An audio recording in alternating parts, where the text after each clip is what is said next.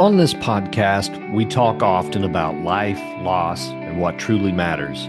And part of that is taking care of the life we've been given. Did you know that cardiovascular disease and stroke are two of the leading causes of death in the U.S.? Yet 80% of these can actually be prevented. That's why I've partnered with Lifeline Screening. They offer a package of 4 quick, painless screenings for just $159. It's one appointment at one of over 14,000 locations across the country. No needles, no hospital gowns, no hassle. Just simple tests that can bring peace of mind or provide early detection. Lifeline Screening has already screened more than 10 million people, so don't wait. A simple screening can change the rest of your life. Click the link in my show description to schedule your appointment today. And now for today's episode.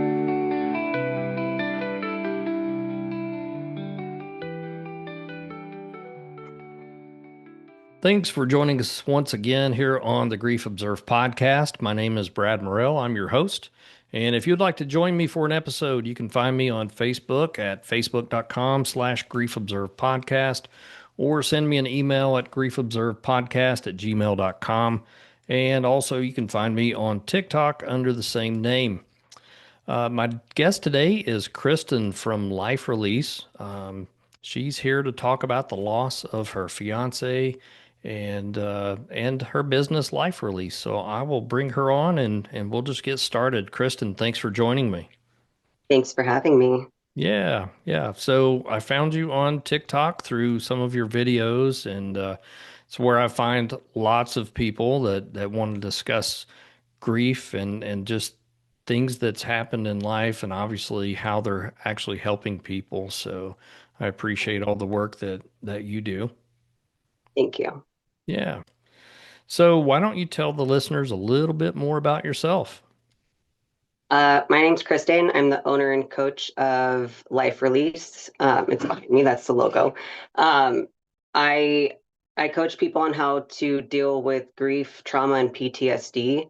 And the business stemmed from, we're going to go over it later, but I lost my fiance to suicide last year. So I focus on military and first responders. I'm a former deputy from Arizona, and he was a Marine Corps vet. So I just want to help prevent others who's struggling with their demons, try and help them get through it and show them that there's more to life than what they're struggling with right now. So that's my passion right now. Um, and yeah, I'm happy to be here. Sorry. Awesome. No, it's all good. I think people who serve are very dismissed in a lot of ways, and people don't realize unless they've been there um, and how demanding jobs can be, whether it is police, fire, military. There's a lot of time away from families. There's a lot of time um, spent alone in a lot of cases, and that's it's an interesting place for the mind to go whenever you're in those spaces. So I feel like we don't do enough for the people who serve us, and that's what it is. There's little to no help, especially military. Law enforcement is making a change in the right direction, but when I was in, there was very little help. Like it was looked down upon as like weakness if you asked for help or if you showed that you needed help or anything like that. So there needs to be more awareness and whatnot for mental health. Yeah, it's mental health is something that I think everyone struggles with on some level. Absolutely. And I noticed that people didn't talk about it much at all, especially I'm going to pick on men. Men did not come to see me very often before COVID. My caseload was very, very much lopsided. And COVID did something, and I don't know what it was. Maybe it was that we were making more programs available for people or making them aware of certain things. But I started seeing in my private practice where uh, my male clients started evening out with my female clients. Um, Interesting. it doesn't always stay that way. Like right now, I think it's a little bit heavier female than male, but I do believe men are seeking help more often than what they used to. And maybe it was like Good. COVID leveled the playing field and said, you know, hey, we've all got stuff going on. Let's face it. I don't know. I think it being accessible through like Zoom, like we're doing right now, helps too because people don't have to go in person or walk into a clinic and maybe someone they know will see them. Like it could still be hidden, maybe. I don't know. Well, But that's I'm part of happy to it. hear that. Yeah, It's, I don't know if it's a laziness factor or if it is truly, I can kind of have some boundary here or safety. And right. I'm not opposed to telehealth. I prefer in person, but the older I get, the more I'm like, I don't know. COVID actually was kind of cool for a little while. It's like I could see a couple of clients, go mow the yard, see a couple of clients, go chop Yeah, some wood, and, just do some things in between.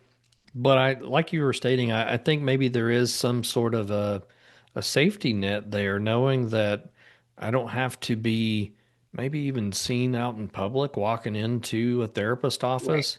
Hmm. There is somewhat of an embarrassment factor that, oh my gosh, people are going to think that I don't have it all together. Well, guess what? None of us do, you know? Correct. Even therapists have therapists. I've not seen mine since probably, well, literally last April. Oh, I wow. jokingly state that I have her on retainer, but I feel like everybody should have a therapist, something that, like our friends and our family are going to tell us either what they think is best or what they think we want to hear. And neither Hmm. of those are extremely helpful whenever we're trying to get to a different place. We need Correct. someone willing to listen, willing to challenge, but also be willing to take time to be quiet. Our No, family absolutely. always want to give us a solution. Yeah, and being able to relate to what someone's going through is huge too. Yeah. Yeah, I have seen therapists at the VA, so I can speak openly about that. And the one thing that I have against the VA when it comes to therapy is they always put me with a um, a psychologist intern. I don't have a problem with an intern. What I had a problem with was 6 months later, they were leaving or being put into a different position, and I would have Right. to retell my story to somebody else. It's Um, frustrating. it is very frustrating. Of course, the VA now has community care where they'll actually farm out people to the public, and I think that's Oh, good good. because you can have an ongoing relationship and Absolutely. and I think that's what people want, especially if I'm willing to come into an office the first time and open myself up to somebody. I don't want to have to retell my story to 15 different people out in the world. I want to Right. build rapport and trust with someone. And I don't know. That's the only thing that I've got, I guess, negative to say about the VA. I enjoyed a couple of the therapists that I saw at the VA. But um, I'm glad the VA is helping you because that's not very common from what I've learned from maybe the Marine Corps.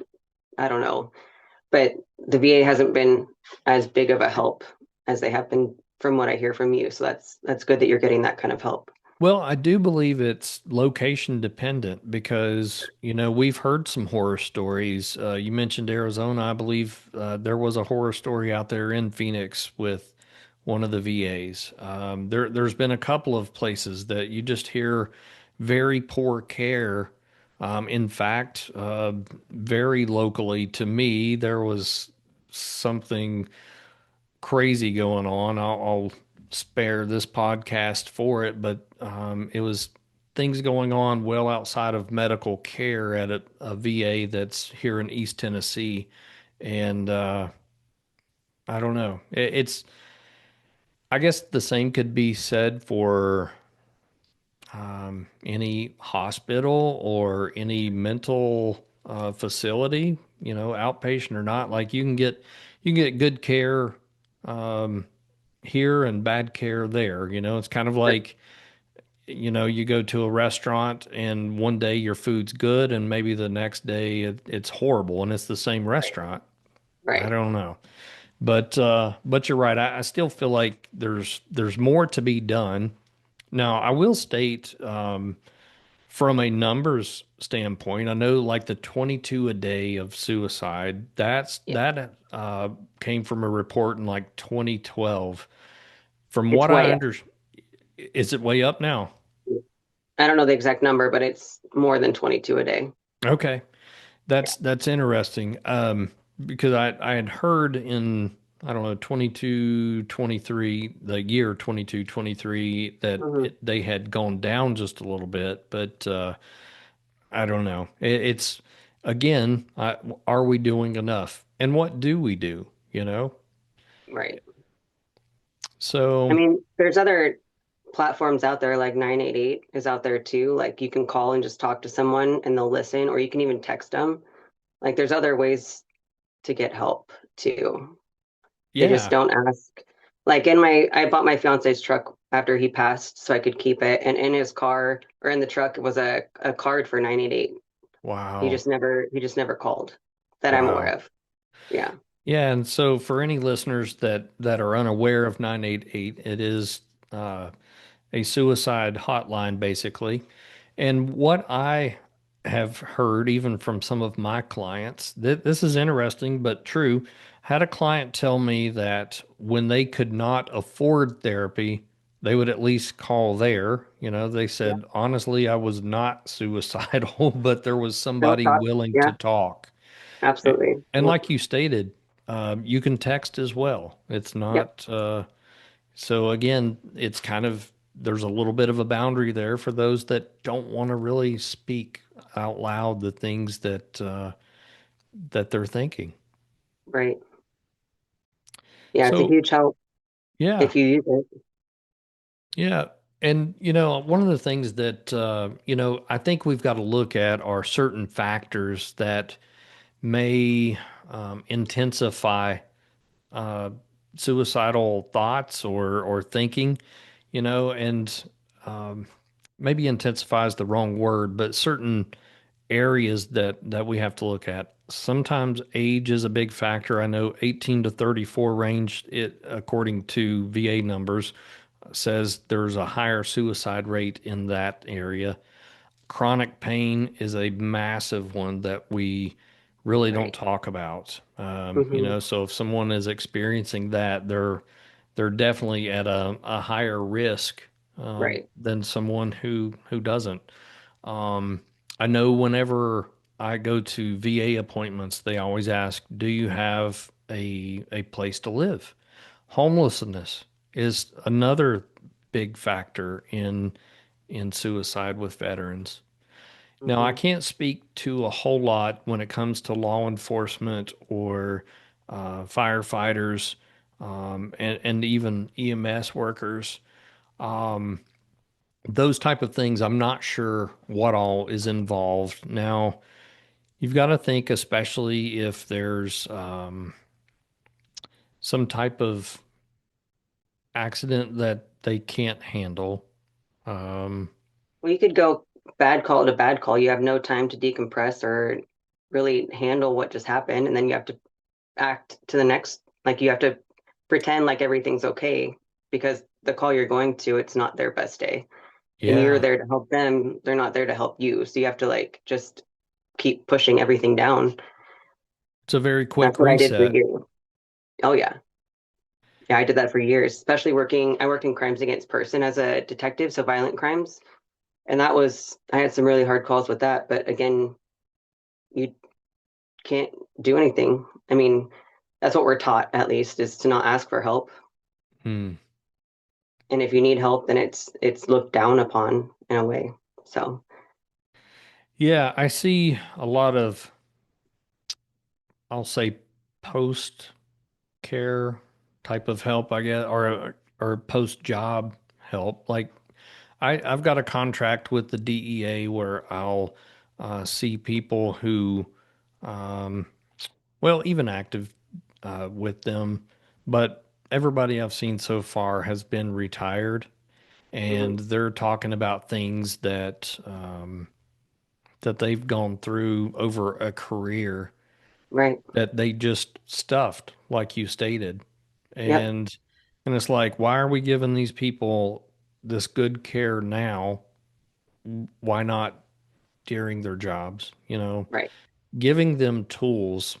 Um, I think that's important too. Have a therapist come in or somebody come in and basically let me give you some grounding techniques. Let me give you some things to kind of deal with these things now so you can have a long, fruitful career.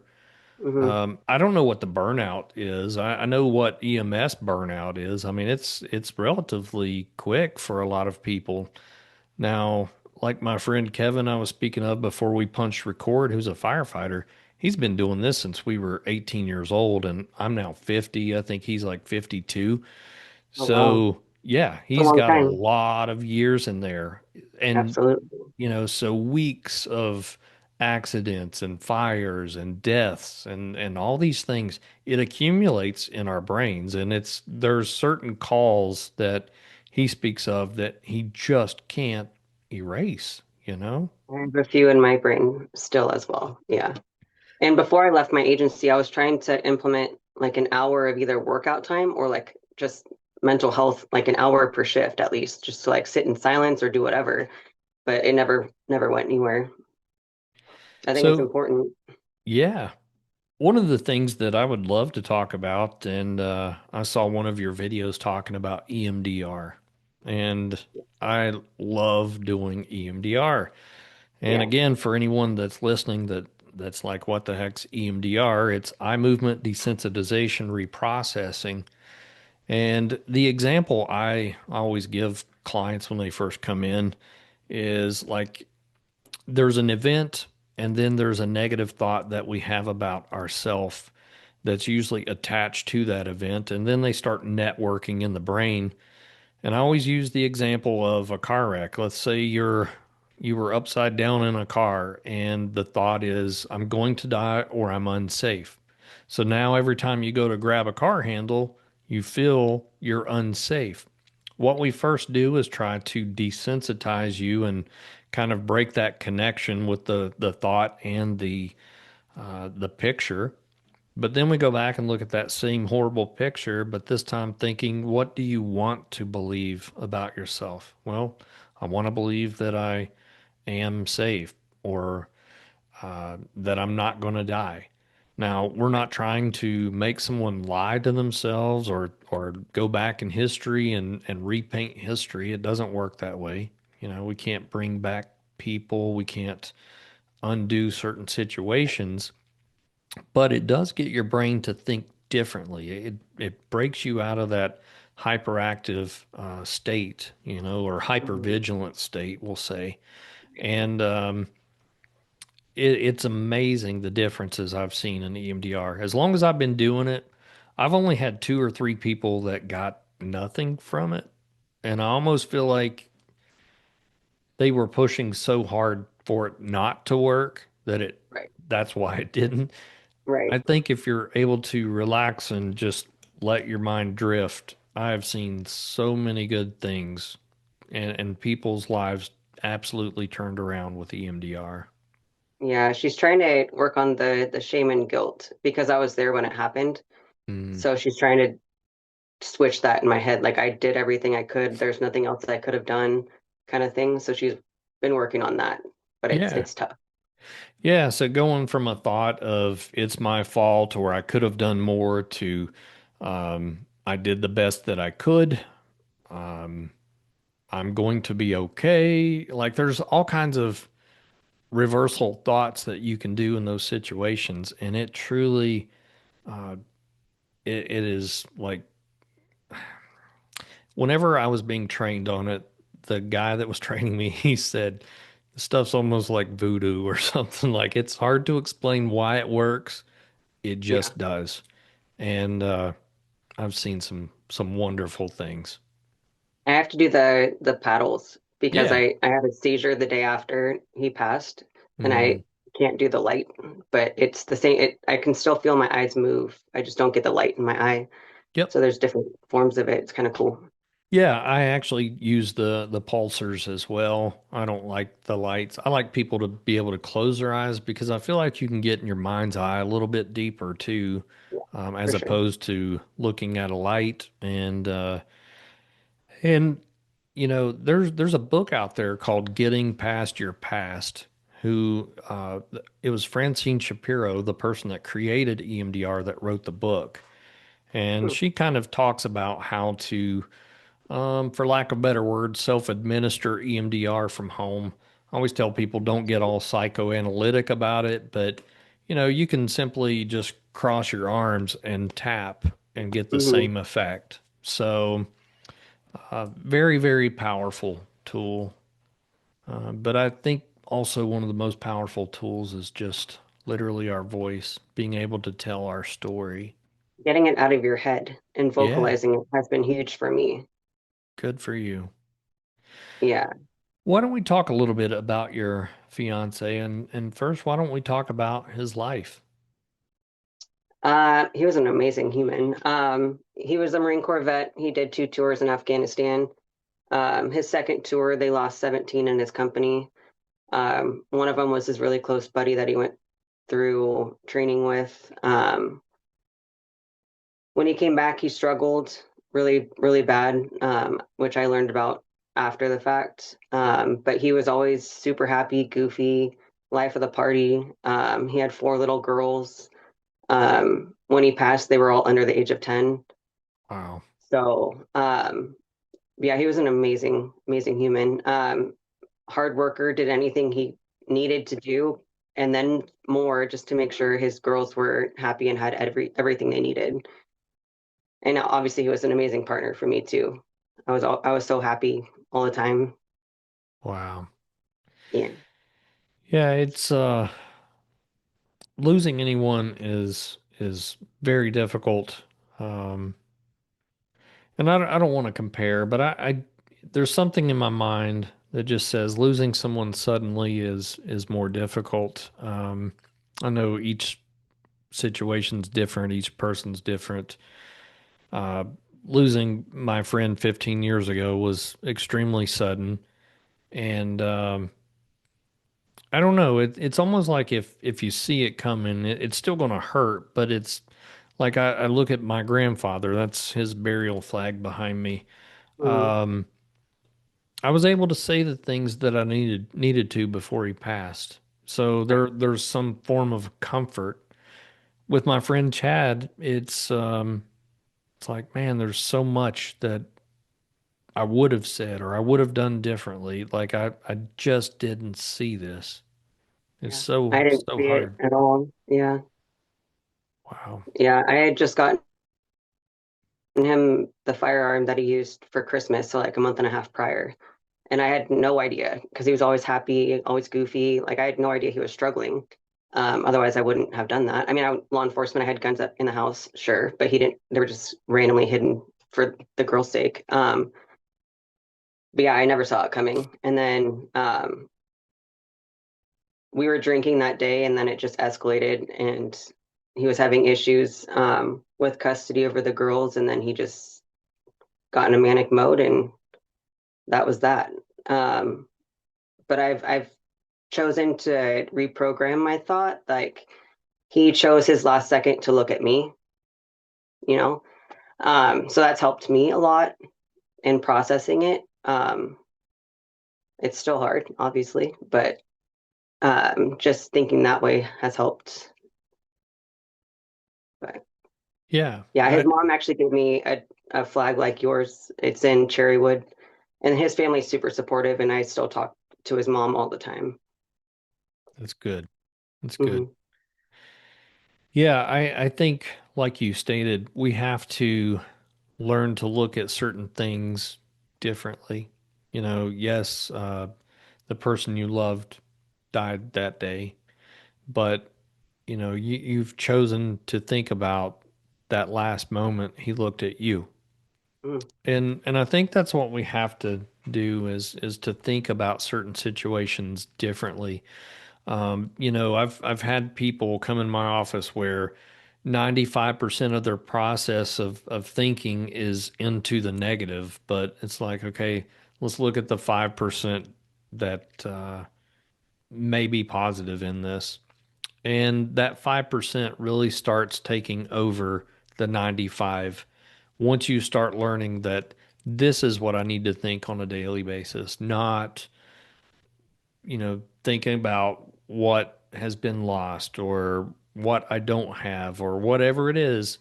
Let me think yeah. on, uh, for example, I actually had EMDR done for me over my friend Chad's death. And for the first 8 years, I focused on his death, his funeral, his burial, his loss. Hmm. After EMDR, I started thinking differently. I started thinking about, man, it was awesome that we got to spend a lot of our childhood together. It was awesome that we wrote all these songs together and played in a band together and did all these cool and crazy things. It made me see his life and not his death. Yeah. And with or without EMDR, I really think that's what we have to focus on because sometimes we can trip up so much in those negative things that we forget who that person was. Right. And I choose to remember the good. I don't really want to remember that moment anyway. So Yeah.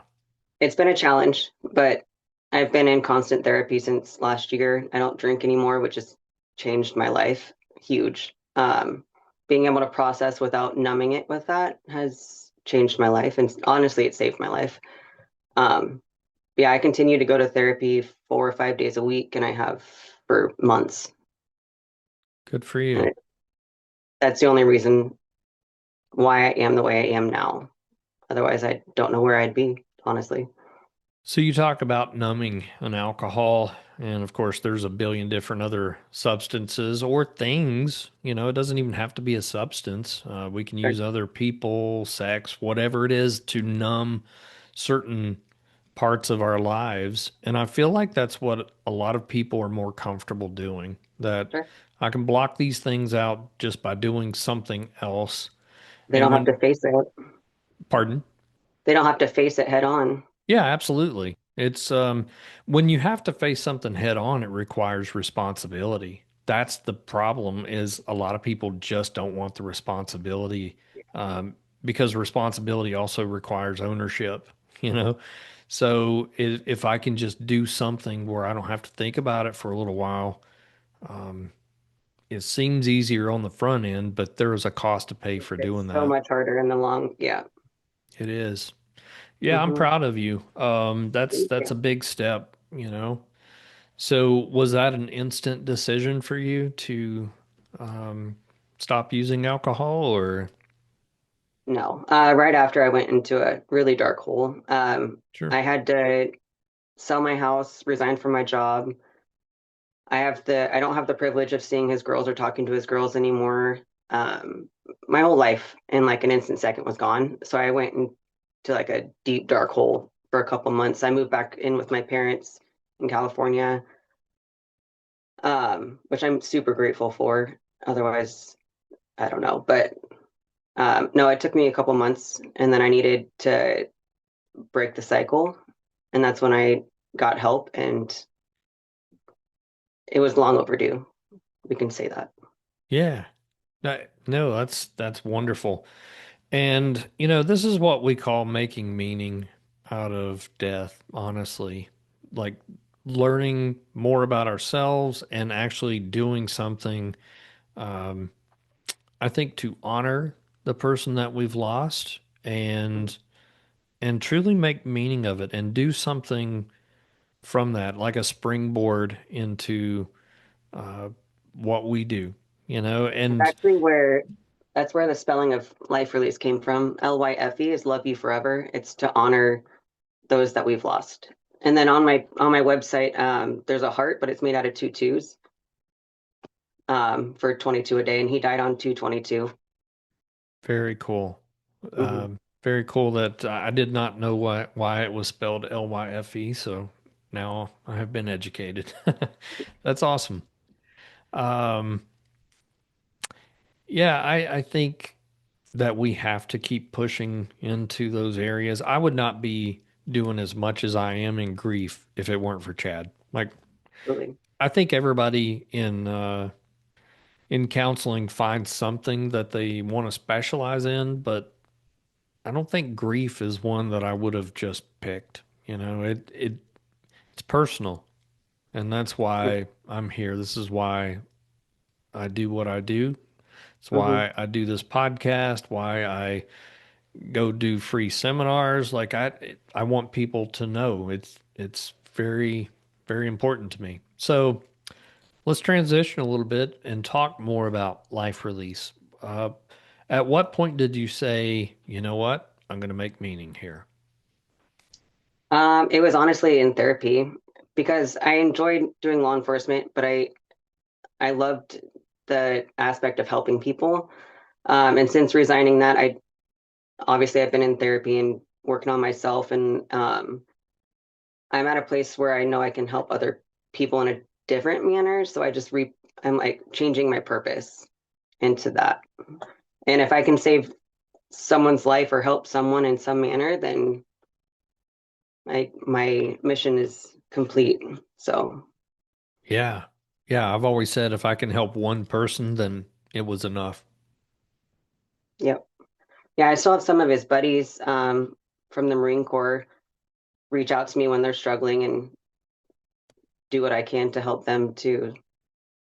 So I'm grateful that they feel comfortable with doing that for me or with me. Yeah.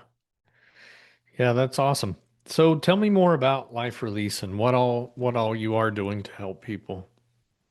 I do just like we are Zoom appointments, other unless they're in Northern California that I can meet in person. But I focus on grief, PTSD, and trauma. Hmm. Um, and I don't know. I've only had a few sessions so far, but I listen and I help where I can. And sometimes listening is what people need. And sometimes I need a stranger, not someone they know, to be open and get what they have held, what they're holding on to inside, just to let it out. Because that's what's helped me.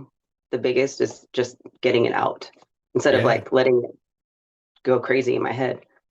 Yeah. Yeah. Have you ever thought about starting your own podcast? I know before we started, you said this is one of several that you've done lately. Have you thought about doing that yourself? I have not.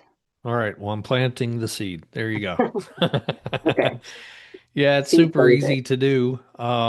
And honestly, if you focus on people that serve, I think that you will have no shortage That is my of focus. You can see in my logo, it's like law enforcement and military is what I am focusing on. And I've passed out flyers to all the fire departments around, local police departments. The prison, Folsom Prison has it, so it's out there. I'm just waiting for someone to be brave and strong and ask for help. yeah. Yeah, and you keyed in on another area I think that we don't think about very often, but I've worked with people who have worked in prisons. That is some really, really hard work. Yes, Um, I no one you're I dealing with is a good person. So say again. no one that you deal with in prison is someone Oh, that's a good person. right. Yeah, it is amazing. Just the things that they have to go through and deal with on a daily basis. And I think the general public do not realize the things that go on in prison sometimes are worse than what goes on the outside, and these people Absolutely. have to deal with it. Especially if they're in there the rest of their life, they don't care. These Yeah. people, like it can be really bad. Yeah. Yeah. So, and I'll put all your information in as far as your website and TikTok, and you're on Instagram. Um, where do you think you'll go with Life Release? What are your hopes? My vision. Yeah, Have you heard of Warrior Path? I have not. It's it's put on by Boulder Crest Foundation, but it's for military veterans, first responders. And it's a retreat for 5 days, and they focus on post-traumatic growth. And I just went to that last month in Texas. But before I even went, that was my vision for Life Release. I would love to have like a ranch somewhere and have a retreat for a couple days just to build a community of people, of like-minded people, and be able to help them and help them like move forward in the process of healing. Yeah, trauma was probably one of the things that early on, like in my internship, that I'll say that I probably avoided because I didn't understand enough about it, as far as trying to help people. But honestly, the more I deal with trauma and PTSD and grief, all the three things that you're speaking about, life release, I love it. And and it takes a special person to work with that population, um, because it is really hard. You're meeting people at the worst part of their life, probably, or after one of the worst experiences that they've encountered. And I don't know, it just takes a special person to do that, I believe. I mean, not like you said, it's people that aren't going through like a happy time, so it's not a happy conversation, but it helps to be able to be there for someone in that aspect in that point in their life. Yeah. Well, I often say that people don't come to my office to talk about football and hockey scores. It would be awesome if that's what I did for a living, but it is usually the hard stuff. And what I've learned too is that people have to first trust you. They're not going to come in day one and usually just trauma dump. Some will, but Mhm. I've had certain people come in, and what I hate from an insurance standpoint is I have to write up a treatment plan. If somebody's doing self-pay, it doesn't matter, but they'll come in and they'll be like, okay, so I'm having a little bit of anxiety, and I'll write up this treatment plan and we'll start working on anxiety. 2, 3 weeks in, they're like, okay, I wasn't exactly truthful with you, and blah, they throw out this big trauma, and it's like, oh my gosh, this changes everything. It's no Yep. wonder you're having anxiety. Yes.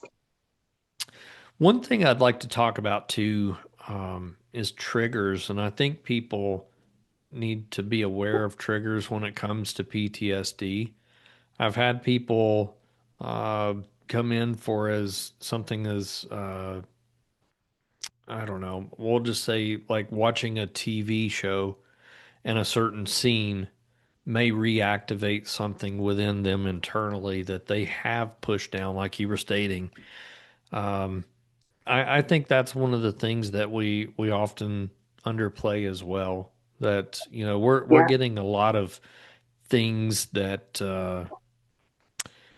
you can find a TV show for anything that you want to watch, and there's a million of them.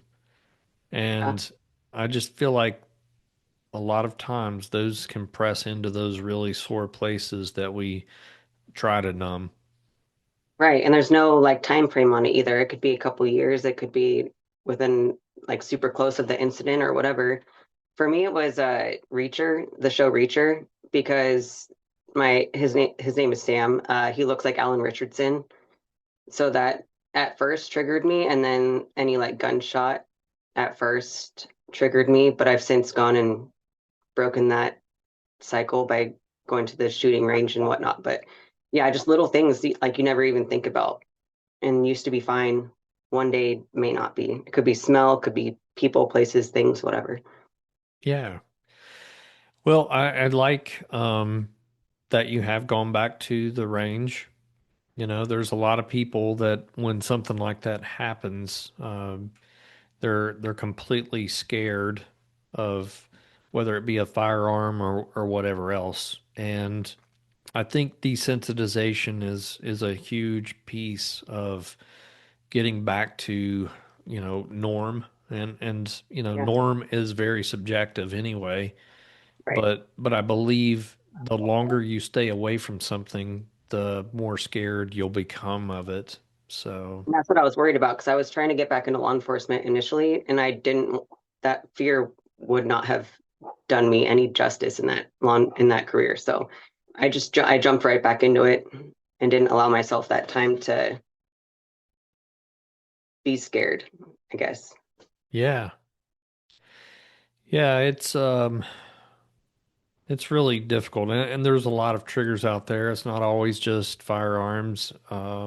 There's yeah, I've got a good buddy of mine. He actually was the first guest ever on my podcast, Rob, and he did a lot of contract work over in Afghanistan, and Fourth of July and stuff.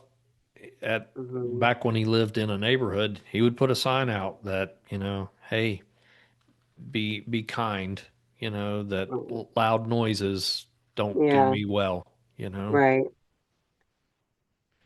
And I don't know, how do we learn to be kinder to the people in our lives like that, and realize that a lot of people have gone through things that we may never really know. right. Everyone's going through something. Yeah.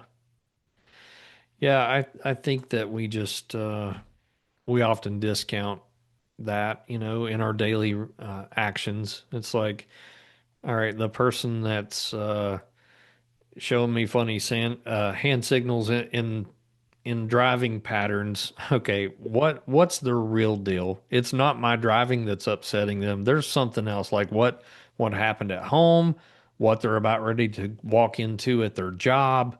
You Right, know, we don't think about those things.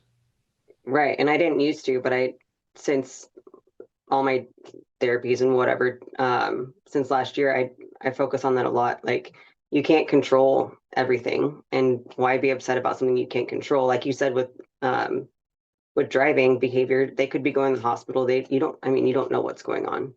No. There's no reason to ruin your day over it. Yeah, and I tell people often also that, what your problems are today probably are not going to be your problems 90 days from now. You're going to have a whole new set of problems. Yeah. So how do we learn to let go of certain things? And I think figuring out what we do let go of and what do we hold on to, and this goes back to holding on to good memories, you know, the good parts of life, but being able to let go of the things um, that we beat ourselves up over. That's a big Hmm. one, where we hold that guilt and shame. Um, I speak too about, guilt is I've done something wrong. Shame says I am something wrong, Yeah. and a lot of people, I think, confuse the two. And I don't know, shame's just guilt on steroids, really. So, but how do we let those things go versus what do we keep? What do we hold dear? And how do we push that forward?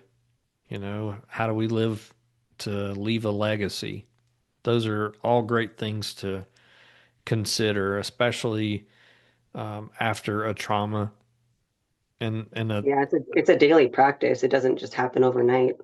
I do a lot no. of journaling too, and journaling has helped me a lot.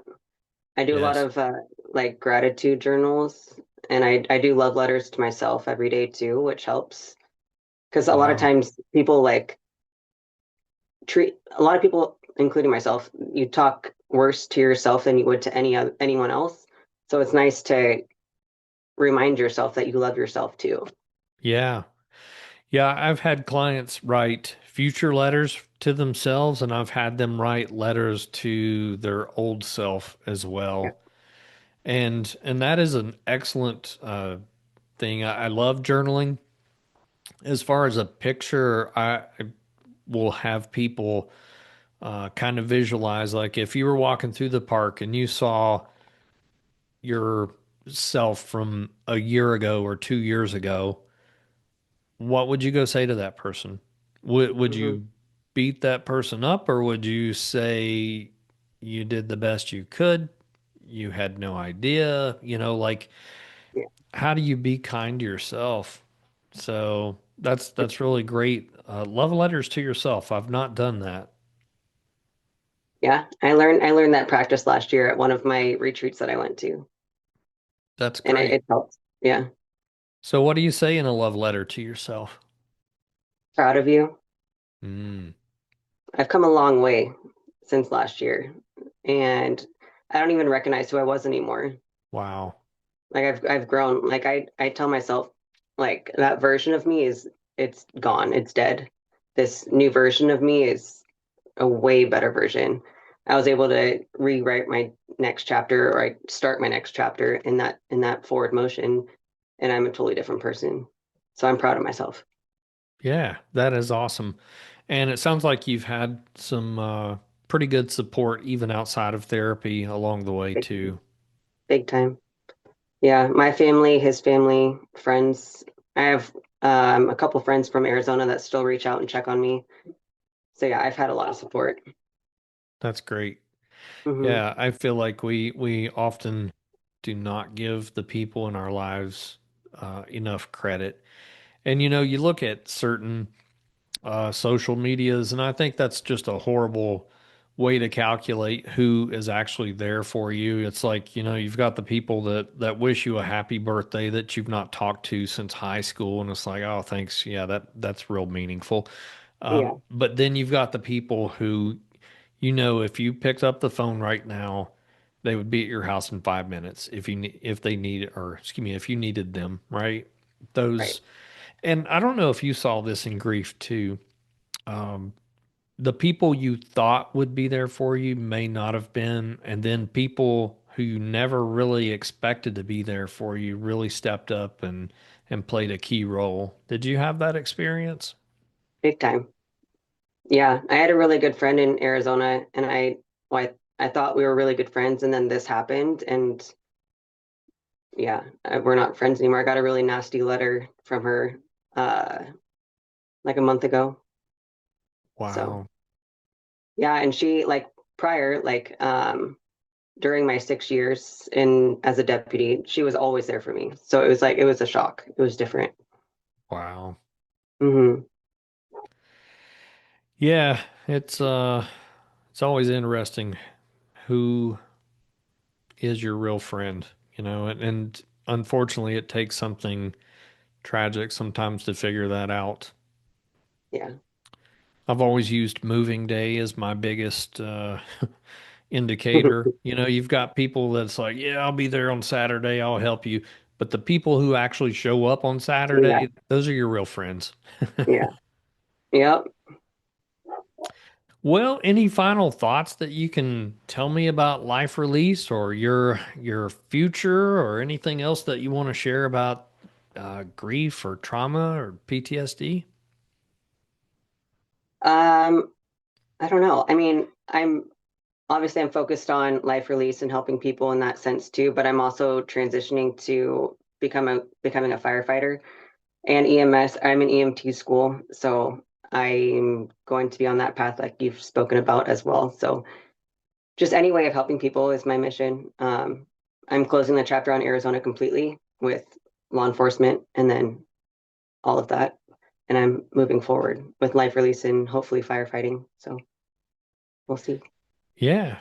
Well, I think a lot of people will be inspired by your story.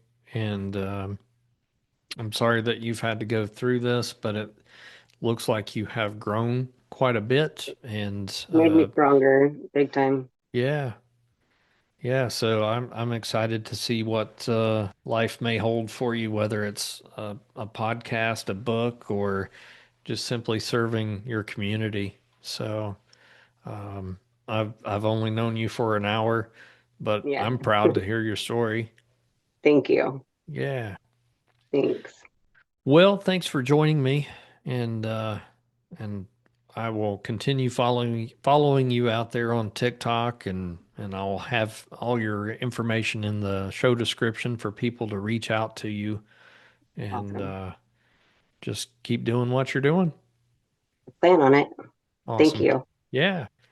And listeners, thanks for joining in to the Grief Observed podcast. I hope you've enjoyed this episode. And if you'd like to be on the show, reach out to me. And if you'd like to contact Kristen, please do so. I will have her information in the show description. So have a great day, everyone.